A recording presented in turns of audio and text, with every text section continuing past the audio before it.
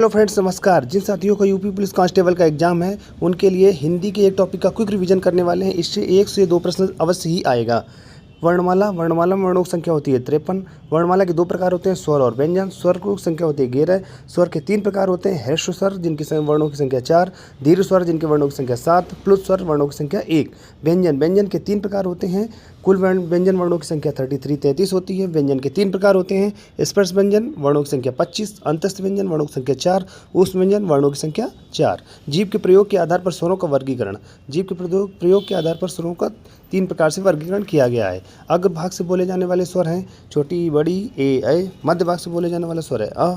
पश्च भाग से बोले जाने वाला स्वर है आ, उ, ओ और औ।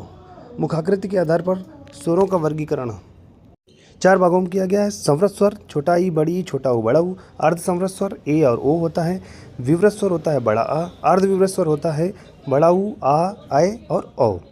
उच्चिप्त व्यंजन बोलते हैं डा और डा को। अर्ध स्वर बोलते हैं या और वा को। लुंठित व्यंजन बोलते हैं रा को। पार्श्विक व्यंजन बोलते हैं ला। यह चारों बहुत ही इंपॉर्टेंट है, इसको जरूर रट लीजिएगा।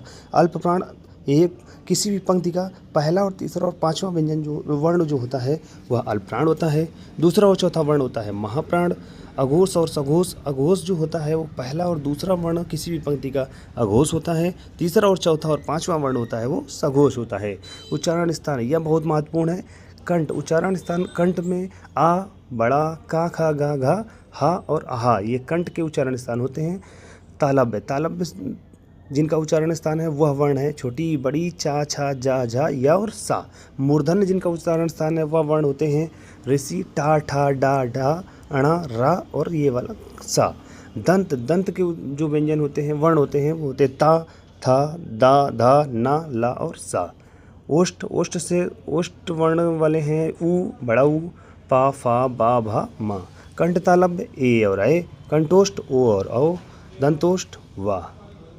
यह बहुत महत्वपूर्ण टॉपिक है, इससे एक क्वेश्चन जरूर आएगा। आप सभी लोग इसको रट के याद करके जाइएगा। अच्छा लगा हो तो वीडियो को लाइक करें, चैनल को सब्सक्राइब करें। धन्यवाद।